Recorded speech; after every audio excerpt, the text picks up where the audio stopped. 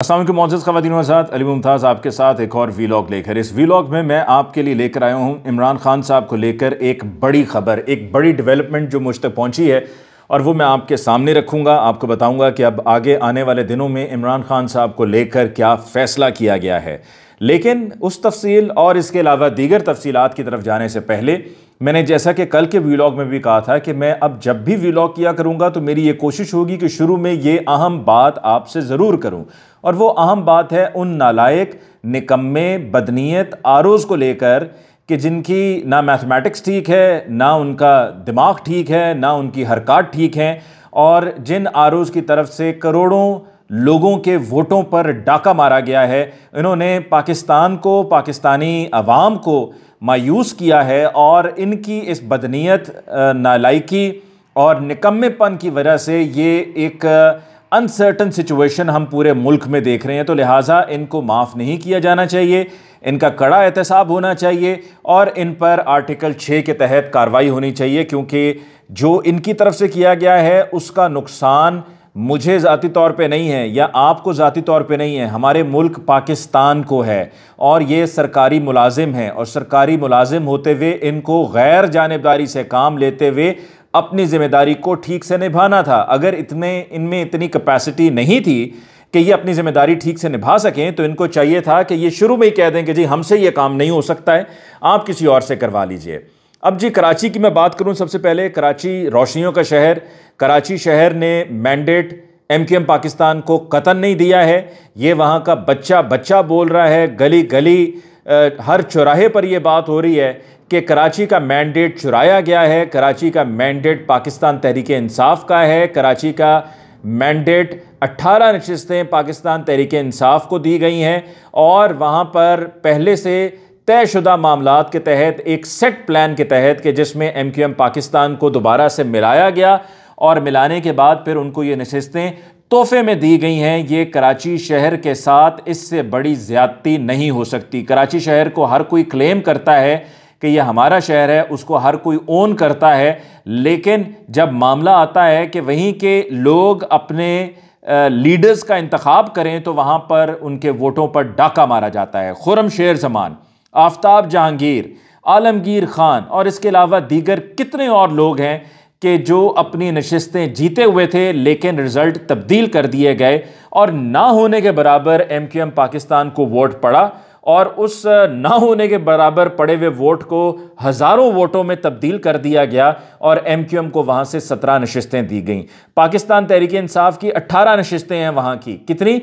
18 नशिस्तें हैं पाकिस्तान तहरीक इंसाफ की कराची शहर से। और कराची वालों को तो अब करना ये चाहिए कि अपने वोट के लिए कि जो उनके साथ ज़्यादती हुई है, जो उनके साथ नाइंसाफ़ी हुई है, जो उनके साथ दिन दिहाड़े डकैती हुई है, वैसे भी अहलियाने कराची इस तरह की वारदातों के आदी हैं, बत्ताखोरी, फिर डकैतियाँ, फिर उसके अलावा टारगेट किलिंग, बोरीबंद लाशें, ये सब की आदत है कराची वालों को। पर ये जो किया गया है ये कराची वाले कभी सोच भी नहीं सकते थे और ना ही कभी इसको कबूल करेंगे।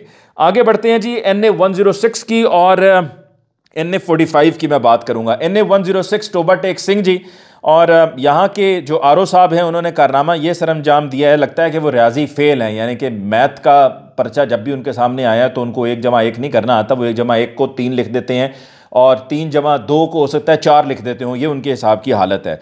तो NA 106 टोबा टेक सिंह से पाकिस्तान तहरीक इंसाफ के कैंडिडेट थे खालिद नवाज साहब, ये कौमी असम्बली की नशिस्त पर थे NA 106 पर। नीचे PP 121 पर थे सईद अहमद साहब और PP 122 पर थे खावर शेर साहब। और हुआ यहाँ पर यह है कि जी PP 121 के 1,52,960 वोट थे, PP 122 के 1,56,103 वोट थे, यानी कि खावर शेर साहब को 1,56,103 वोट पड़े और सईद अहमद साहब को PTI के PP 121 से 1,52,960 वोट पड़े। और कौमी असम्बली के जो वोट थे वो थे जी 3,05,622। तो अगर आप इन टोटल करें, यानी कि आप 1,52,960 और जमा 1,56,103 का अगर आप टोटल करें तो आपके सामने फ़र्क आ जाएगा कि कौमी असम्बली के जो डाले गए वोट हैं उससे सूबाई असम्बली के जो दोनों वोट हैं वो ज़्यादा हैं। ये हो ही नहीं सकता, क्योंकि जब भी आप किसी पोलिंग स्टेशन में जाते हैं तो वहाँ पर आपको एक हरी पर्ची दी जाती है यानी कि कौमी असम्बली की, और एक आपको सफ़ेद पर्ची दी जाती है या आप कागज़ कह दें, वो होता है सूबाई असम्बली का। दोनों वो लेकर जाता है वोटर अंदर पोलिंग बूथ में और दोनों पे ठप्पे लगाकर वो जमा करवा देता है। बाहर डब्बे पड़े हुए होते हैं, एक हरा डब्बा होता है, एक सफ़ेद डब्बा होता है, वो वहाँ पर अपना वोट डाल देता है। तो ये तो हो नहीं सकता कि कौमी असम्बली के जो वोट हैं वो 3,05,622 हों और ये कम हो उन वोटों से जो सूबाई असम्बली की सीट्स पे, दोनों सूबाई असम्बली की सीट्स जो इस कौमी असम्बली के निशस्त के नीचे थी उसमें वो कम पड़े हुए हों। तो ये एक सीधी सीधी धांधली नहीं धांधला है। और इसी तरीके से रावलपिंडी में भी हुआ है कि जहां पर कौमी असम्बली के जो वोट हैं वो वहां पर ज़्यादा कर दिए गए हैं सूबाई असम्बली से, जो रावलपिंडी डिवीज़न के हैं। वहाँ पर भी इस वजह से क्योंकि हिसाब किताब ऊपर हुआ, सारे सबका जो मैथमेटिक्स है उसमें वो फेल हैं। फिर इसी तरह NA45 में आप देखें कि जहाँ पर ग़ुलाम सरवर खान साहब, वही ग़ुलाम सरवर खान साहब के जिन्होंने PIA को फारिग कर दिया, PIA को तबाह कर दिया अपने उस बयान से जो उन्होंने 2020 में दिया था बतौर वज़ीर हवाबाजी, और उसके बाद से लेके अब तक यूरोप और लंदन का जो रूट है ये हमारा PIA का बंद है, वहाँ पर हमारी एयरलाइंस को जाने की इजाज़त नहीं है उनके उस इर्रेस्पॉन्सिबल बयान की वजह से। और उस वक्त वो पाकिस्तान तहरीक इंसाफ की हुकूमत में थे और पाकिस्तान तहरीक इंसाफ की हुकूमत में ऐसे जितने भी लोग थे उन्होंने पाकिस्तान तहरीक इंसाफ की हुकूमत को और पाकिस्तान तहरीक इंसाफ को नुकसान पहुंचाया और उसके बाद में पतली गली से निकल गए अपना फ़ायदा देखते हुए, अपने आप को बचाते हुए। तो ग़ुलाम सरवर खान साहब भी इस हल्के से खड़े थे और ग़ुलाम सरवर खान साहब तो अपने गाँव से नहीं जीते, अपने गांव से NA45 में वो हार गए हैं। और यहां से जो MPA हुआ करते थे पाकिस्तान तहरीक इंसाफ के, तैमूर साहब, जिनको फिर उठाया गया और फिर उसके बाद उनसे पार्टी सियासत छुड़वाई गई, तो उनकी वालदा ने कंटेस्ट किया अजरा सईद साहिबा ने पाकिस्तान तहरीक इंसाफ की टिकट पर।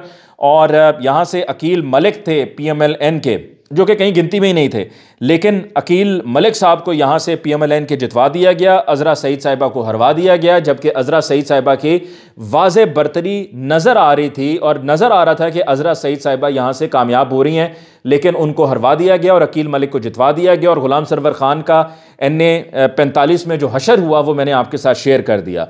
ये जो धांधला हुआ है ना पूरे मुल्क में, और जिस तरह से कम नंबरों को ज़्यादा कर दिया गया है, कम वोटों को ज़्यादा कर दिया गया है, बहुत से स्टूडेंट्स अब ये मुतालबा कर रहे हैं और वो ये कह रहे हैं कि इन तमाम आरओ से हम हाथ जोड़कर मिन्नत करते हैं और इनको हम दिलो जान से कहेंगे कि जी हम आपको चाहते भी हैं। बल्कि याद है आपको जब शफकत महमूद साहब वफाकी वज़ीर होते थे तालीम के, तो उनकी तरफ से कोविड के दिनों में छुट्टियां जब बढ़ाई गई, एक्सटेंड की गई, तो सब ने जो है वो शफकत महमूद साहब को चाचू शफकत कहना शुरू कर दिया था और नारे लगाना शुरू कर दिए थे कि शफकत तेरा एक इशारा, हाजिर हाजिर लहू हमारा। तो ये तमाम स्टूडेंट्स अब मुतालबा कर रहे हैं और कह रहे हैं कि आरोज़ हम आपसे मुतालबा करते हैं कि हमारे जहाँ जहाँ नंबर कम हैं हमारे नंबर बराए मेहरबानी बढ़वा दिए जाएं। आप ये काम बड़ी खूबसूरती से करते हैं, लगता है आपको सिर्फ यही काम करना आता है और आपको और कोई काम नहीं आता। लगता है कि सिर्फ आप यही हेरा फेरी करना जानते हैं, इसके अलावा आप कुछ नहीं करना जानते। लगता यही है कि इन 2 नंबरियों में आप अपना हिस्सा डालना जानते हैं, इसके अलावा आप कुछ नहीं करना जानते। और इससे यह भी जाहिर होता है कि आप अपने पेशे के साथ भी मुखलिस नहीं हैं। तो जहाँ पर ये सब आप में है और ये तमाम क्वालिटीज़ आरो साहिबान आप में है, तो वहाँ पर फिर मेहरबानी फरमाकर इन स्टूडेंट्स के भी जो नंबर कम थे उन नंबर्स को बराए मेहरबानी बढ़वा दीजिए। आगे चलते हैं जी। मीडिया को बड़े क्रिटिसाइज किया जा रहा है जी, मीडिया पे बड़ी तनकीद हो रही है, मीडिया को बुरा भला कहा जा रहा है, मीडिया को कहा जा रहा है कि जी ये बदनीयत है।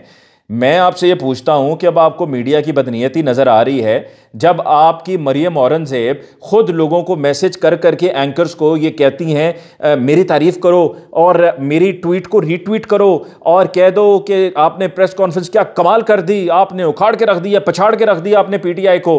तो आपके पास जब इस तरह की जब हरकतें आप करते हैं तो उस वक्त सब ठीक है, सब मीडिया अच्छा है, पाक है, साफ़ है और नीयत की भी बिल्कुल कोई आपको शिकायत नहीं होती है, उस वक्त आप इनको बदनीयत नहीं कहते। अब आप इनको बदनीयत कह रहे हैं।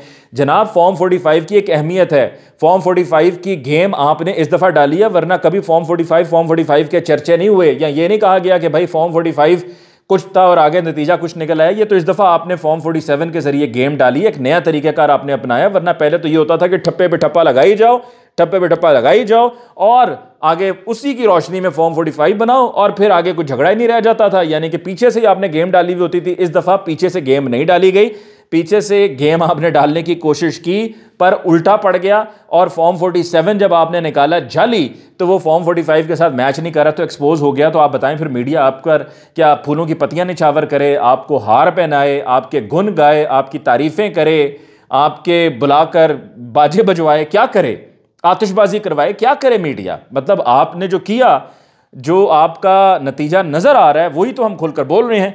आगे बढ़ते हैं जी। मियां मोहम्मद नवाज शरीफ साहब जब गए पाकिस्तान से तो जाते हुए कहते थे मुझे क्यों निकाला, मुझे क्यों निकाला, मुझे क्यों निकाला, और फिर आने से पहले कह रहे थे कि मुझे जिसने निकाला उसका मैं बताता हूं। फिर निकालते निकालते एकदम मीना उन्होंने कह दिया कि नहीं अभी नहीं, बाद में, अभी नहीं, रुक जाओ रुक जाओ। उनको रोका गया, उनको मना किया गया। अब उनसे हम पूछते हैं कि जनाब आपको क्यों बुलाया, बल्कि वो खुद कह रहे हैं मुझे क्यों निकाला, पर अब मुझे क्यों बुलाया। क्या मुझे सिर्फ कबूतर उड़वाने के लिए बुलवाया, मुझे किस लिए बुलवाया, मुझे किस लिए रुलाया। और अब आपको नवाज शरीफ साहब बताना होगा कि आपको किसने बुलाया, क्या कहकर बुलाया, क्या वादा करके बुलाया। आपके तमाम जो शिकवे हैं वो खुलकर अब सामने आने चाहिए। देखिए, जुबान बंद करने से आपको फ़ायदा नहीं, आपको नुकसान ही नुकसान हुआ है। और आप जो कहते थे कि जी साड़ी गल हो गई है, तो वो जितनी सीटें आपने जीती हैं ना, ये धांधले के बाद भी, वरना तो आपकी कौमी असेंबली की सिर्फ 17 नशिस्तें हैं। तो ये धांधले के बाद जो आप 75 पे पहुंचे हुए हैं, आपने तो ये कहा था कि साड़ी गल हो गई है, तो यकीनन आपकी साड़ी गल फिर यही हुई होनी है कि 75 सीटें आपकी होंगी। फिर साड़ी गल यही हुई होंगी कि 135 सीटें सिर्फ आपकी पंजाब असेंबली में हुई होंगी। फिर साड़ी गल यही हुई होगी कि ख्वाजा साद रफ़ीक हार जाएंगे। फिर साड़ी गल यही हुई होगी कि खुरम दस्तगीर हार जाएंगे। फिर साड़ी गल यही हुई होगी कि राना सनाउल्लाह हार जाएंगे।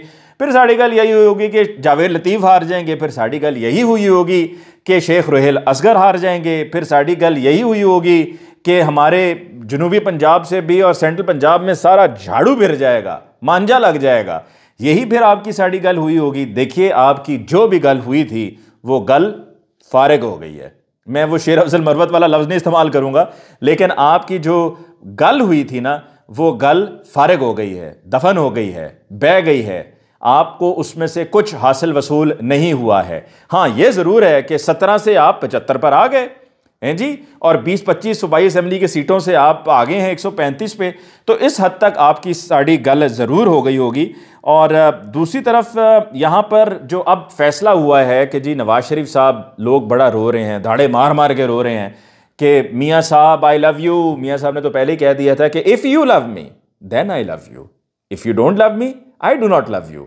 तो मियाँ साहब ने आपको पहले ही वाजे कर दिया था। लिहाजा इन सब लोगों को ये धाड़े मार मार के जो रो रहे हैं ना, जो चीखें मार मार के रो रहे हैं, ये चीखना चिल्लाना छोड़ दें। और बाकी रही बात शहबाज शरीफ साहब की कि वो उम्मीदवार होंगे PMLN की तरफ से वज़ीर आज़म की कुर्सी के, तो यकीनन देखिए, मैंने आपसे कोई तकरीबन 1-1.5 माह पहले ना नियो टेलीविज़न के एक प्रोग्राम में बतौर मेहमान गया था, और मैंने ये बात वहाँ पर वाज़े तौर पे कह दी थी कि मैंने कहा जनाब, बात यह है कि जो लचक शहबाज शरीफ साहब में है वो नवाज शरीफ साहब में लचक नहीं है। क्योंकि जो जिस तरीके से वो डिग्गी में आ जाते हैं, इस तरह से डिग्गी में, मैंने एंकर से कहा, मैंने कहा ना आप आ सकते हैं ना मैं आ सकता हूँ।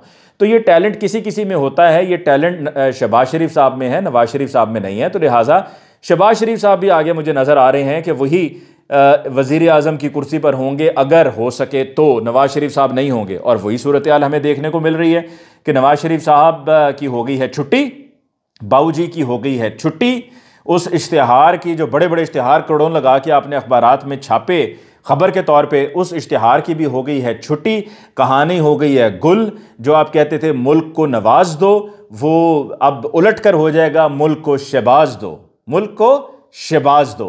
तो शहबाज शरीफ साहब बतौर फ्लेक्सिबिलिटी के नंबर ले गए हैं, रेस में आगे हैं। शहबाज शरीफ साहब अब उस कुर्सी को संभालेंगे अगर PMLN को वोट पड़ गए और उनका कैंडिडेट हुआ, और नवाज शरीफ साहब बैठकर सिर्फ तमाशाई के तौर पर तालियां बजाएंगे शहबाज शरीफ साहब के लिए कि मेरा छोटा भाई, मेरा निक्का भाई एक बार फिर वज़ीर आज़म बन गया। दरअसल शहबाज शरीफ साहब ने, मुझे तो ये लगता है कि पूरी गेम की है। उनको पहले रोज़ से मालूम था कि नवाज शरीफ साहब वज़ीर आज़म नहीं बनेंगे, वज़ीर आज़म सिर्फ शहबाज शरीफ साहब होंगे। और शहबाज शरीफ साहब के बारे में मैंने एक और मिसाल भी दी थी। मैंने कहा जी देखें, जिस तरह अभी इंडिया में वर्ल्ड कप हुआ ना, तो हर कोई यही कह रहा था कि जी इंडिया जीतेगा, इंडिया के लिए पिचेस बनाई गई हैं, इंडिया फेवरेट है, और आखिर में जाके क्या हुआ, ऑस्ट्रेलिया जीत गया। तो इसी तरह यहाँ पर भी यही है।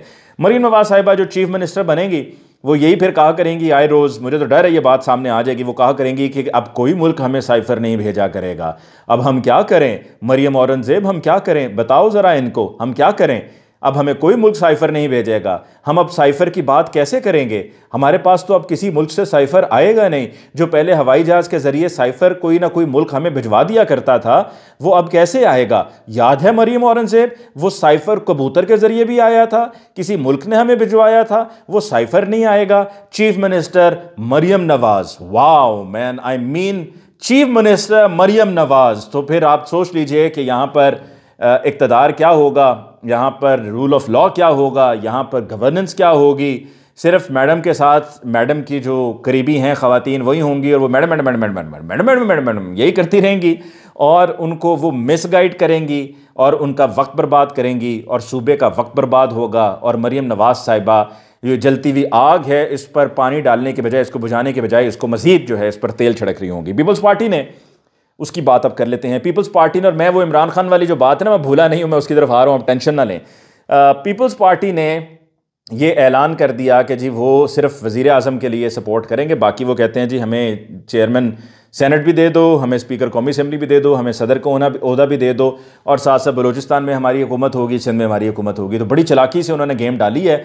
पीपल्स पार्टी आराम से बैठ कर देखेगी सब के क्या हो क्या रहा है, और PMLN जो है उस पर सारा दबाव होगा, उस पर सारा बोझ होगा, वो उससे वज़न उठाया नहीं जाएगा, बोझ उठाया नहीं जाएगा, हालात ख़राब होंगे। और पीपल्स पार्टी की तरफ से हमेशा एक थ्रेट रहेगी कि अगर ये अपने वोट दूसरी तरफ ले जाएं और वोट ऑफ नो कॉन्फिडेंस हो गया तो फिर जो भी कोई हुकूमत होगी PMLN की होगी और शहबाज शरीफ वज़ीर आज़म होंगे तो वो हुकूमत चली जाएगी, यानी कि हुकूमत नहीं टिक सकेगी और ये उनके सर पर हमेशा तलवार लटकती रहेगी। पीपल्स पार्टी PMLN को खूबसूरती से ब्लैकमेल करती रहेगी, अपने काम भी करवाएगी, जहाँ कहीं उनका काम रुका करेगा तो वहाँ पर वो ये तड़ी लगाया करेंगे कि जी हम अपने फिर वोट आपको नहीं देंगे, वोट ऑफ नो कॉन्फिडेंस ले आएंगे। और इसके चक्कर में वो तनकीद से भी बच जाएंगे, उन पर तनकीद बनी होगी कि जो भी गड़बड़ हो रही है, ख़राबी हो रही है, बिजली महंगी, गैस महंगी, आटा महंगा, चीनी महंगी, पेट्रोल महंगा, ओवरऑल कमोडिटीज़ महंगी, तो इसके लिए ज़िम्मेदार पीपल्स पार्टी तो नहीं है जी, ये तो वो कहेंगे ज़िम्मेदार शहबाज शरीफ साहब और उनकी हुकूमत है। तो लिहाजा उनकी तरफ से बड़ी खूबसूरती से ये गेम चली गई है, उन्होंने गेम डाल दी है। और पाकिस्तान तहरीक इंसाफ को मैं समझता हूँ कि जल्द अज जल्द अपने उम्मीदवार कौमी असम्बली के और सूबाई असम्बली के उनको एक जगह पे इकट्ठा करना चाहिए, भले बाहर से ताले लगा दें, उनको एक जगह पे इकट्ठा करें, क्योंकि मंडी लगी हुई है, ख़रीदारी जारी है, बोलियाँ लग रही हैं, लोगों को तोड़ा जा रहा है। तो पाकिस्तान तहरीक इंसाफ अगर चाहती है कि इनके तमाम MNAs और MPAs इंटैक्ट रहें तो फिर उसके लिए ज़रूरी है कि वो फौरी तौर पर MWM का जो फार्मूला उस पर अमल दरामद करें, और अगर उसमें कोई ताख़ीर है तो फिर इसका कुछ और बंदोबस्त किया जाए। जमात इस्लामी के साथ तो आपका KPK में नहीं इत्तेहाद हो सकेगा, क्योंकि KPK की जो असम्बली है वहाँ पर PK 17, PK 20 और PK 21 तीनों नशस्तें जो थीं, जो जमात इस्लामी के कैंडिडेट जीते हुए थे वो PTI के कैंडिडेट अब जीत गए हैं बाद में, तो लिहाजा वहाँ पर भी आप अब नहीं उनको साथ में शामिल कर सकेंगे। और उनकी तरफ से भी कह दिया गया कि जी हम विफाक की सतह पर आपके साथ हैं, सूबाई सतह पर नहीं है। तो अगर MWM के साथ जाना है तो भी, अगर आपने जाना है जमात इस्लामी के साथ तो भी, और दूसरी बात यह है कि अपने मेंबरान को इंटैक्ट रखने के लिए कुछ फार्मूला निकालना होगा, वरना हाथ से निकलते चले जा रहे हैं। ये मैं आपको बता रहा हूँ, मेरे पास इतलात हैं और मुसद्दिका इतलात हैं मेरे पास कि ये हाथ से निकलते जा रहे हैं। और अगर इंट्रा पार्टी इलेक्शन, जिसका PTI ने कहा है कि हम अगले 10 रोज़ में करवाएंगे, उसको कोशिश करके ज़रा पहले करवा लें, क्योंकि पहले भी तो वो होने लगे थे ना, जब एकदम ये रुक गए कि जी अब इलेक्शंस के बाद करवाएंगे। तो जितनी जल्दी हो सकता है इंट्रा पार्टी इलेक्शंस करवा लें ताकि मामले को आप किसी तरीके से टैकल कर लें। और आखिर में ये कि इमरान खान साहब को लेकर जो मेरे पास इतलात हैं वो ये हैं कि बैकडोर्स बात चल पड़ी है, मामलात चल पड़े हैं। रऊफ़ हसन साहब के ज़रिए मामलात अब आगे बढ़ रहे हैं और चीज़ें बड़ी रैपिडली आगे बढ़ रही हैं। पाकिस्तान तहरीक इंसाफ के अरकान असम्बली जाएंगे, असम्बलियों में बैठेंगे, ज़ाहिरी बात है कमेटीज़ का भी हिस्सा होंगे, वहाँ पर आप जो कानून साजी होगी उसमें भी आप अपना रोल प्ले कर सकते हैं। यकीनन वहाँ पर फ्लोर ऑफ द हाउस पे तकारीर होंगी, तनकीद होगी, जो पार्लियामेंट्री तरीक़ाकार होता है और पार्लियामेंट्री फॉर्म ऑफ गवर्नमेंट में होता है वो PTI करेगी, और PTI को करना भी चाहिए। और उसमें चाहे वो सेहत का मामला हो, तालीम का मामला हो, एजुकेशन का मामला हो, एम्प्लॉयमेंट का मामला हो, टैक्सेशन का मामला हो, कोई भी मामला हो, फिर ज़ाहिर बात है आगे बजट भी पेश करना है, तो इस सब में असेंबली में होंगे तो असेंबली में बैठ के कंट्रीब्यूट कर सकेंगे। बाहर बैठ के सड़कों पे कंट्रीब्यूट नहीं किया जा सकता। तो आई एम श्योर कि अब जाकर बैठेंगे तो एक पॉजिटिव रोल प्ले करेंगे। उधर KPK में गवर्नमेंट होगी और वहाँ पर KPK में अपनी गवर्नमेंट के ज़रिए परफॉर्म करेंगे, एक दफ़ा फिर लोगों को रिलीफ देंगे, और लोगों ने जो इतनी बड़ी तादाद में वोट दिया है, मैंडेट दिया, उसका एहतराम करेंगे। तो आई एम श्योर कि ये चीज़ें सेटल डाउन हो जाएंगी। और अन करीब गो के इमरान खान साहब नहीं मान रहे हैं, भरपूर कोशिशें की जा रही हैं मनाने की, उनको कायल करने की। इमरान खान साहब कह रहे हैं कि कतन वो इस बात पर रजामंद नहीं है, लेकिन इमरान खान साहब से ये कहा जा रहा है कि वो बनी गाला शिफ्ट हो जाए। इमरान खान साहब कहते हैं कि मैं अटक इधर अडयाला जेल में मुतमईन हूँ, ठीक हूँ, कंफर्टेबल हूँ, मुझे यहीं पर रहने दिया जाए। बल्कि वो कहते हैं कि जी उनकी जो अहलियाँ हैं बुशरा बीबी, वो भी बनी गाला से यहाँ पर आ जाएं, और उसके लिए हाई कोर्ट से रुजू भी किया गया है। लेकिन उनको मनाने की कोशिश की जा रही है कि आप बराए मेहरबानी बनी गाला चले जाएं, और ऐन मुमकिन है कि खामोशी से उनको बनी गाला मुंतकिल कर दिया जाएगा, किसी को कानो कान खबर नहीं होने दी जाएगी। और फिर उसके बाद आहिस्ता आहिस्ता उनके जो केसेस हैं वो केसेस भी ख़त्म कर दिए जाएंगे, केसेस भी माफ़ हो जाएंगे, और इमरान खान साहब किसी भी खाली नशिस्त पर कौमी असम्बली के इलेक्शन कंटेस्ट करेंगे, और इलेक्शन कंटेस्ट करके दोबारा से असम्बली में आ जाएंगे और member of the national assembly बन जाएंगे। और मौलाना फजलुर रहमान साहब का गुस्सा तो आपने सुन ही लिया। मौलाना फजलुर रहमान साहब ने खड़ाक कर दिया है, उन्होंने कहा जी मैं इलेक्शंस को मुस्तरद करता हूँ, मैं PDM 2 का हिस्सा नहीं हूँगा। हम जाएंगे असम्बलियों में, लेकिन हम अपना एहतजाज ज़रूर रिकॉर्ड कराएंगे। और फिर उनकी तरफ से मुल्क में मुल्कगीर एहतजाज की कॉल भी दे दी गई है। इसके साथ ही मुझे अली मुमताज़ को दीजिए इजाज़त। अल्लाह ने के बाद।